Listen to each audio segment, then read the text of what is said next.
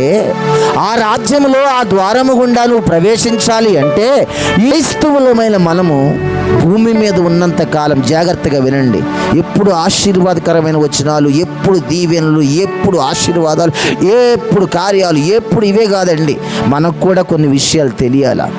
క్రైస్తవులమైన మనం ఎలా ఉండాలంటే ఏలని వస్త్రం వలె నువ్వు ఉండాలా, మరకలేని వ్యక్తి వలె నువ్వు ఉండాలా, పరిశుద్ధమైన వస్త్రం వలె నువ్వు ఉండాలా, పరిశుద్ధమైన విలువ కలిగిన వ్యక్తిగా నువ్వు ఉండాలా.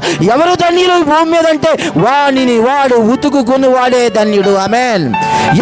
నీ కళ్ళు ఎట్లున్నాయో చూస్తున్నాడు, నీ కాళ్ళు ఎట్లున్నాయో చూస్తున్నాడు. నా ఒళ్ళు బాగానే ఉందిలే, నా కళ్ళు బాగానే ఉన్నాయి, నీకు నువ్వు జబ్బలు ధరుచుకున్నంత మాత్రాన్ని పరలోక రాజ్యం వెళ్ళిపో. ఒక రాజ్యం ప్రవేశించాలంటే టాస్క్, ఆ రాజ్యంలో నివసించాలంటే టాస్క్. ఈ టాస్క్లని నువ్వు గెలవాలి అంటే మొట్టమొదటిగా భూమి మీద నీవేం చేయాలి తెలుసా? ఉదక స్థానము చేయబడి నిన్ను నువ్వు కడుక్కునే వ్యక్తిగా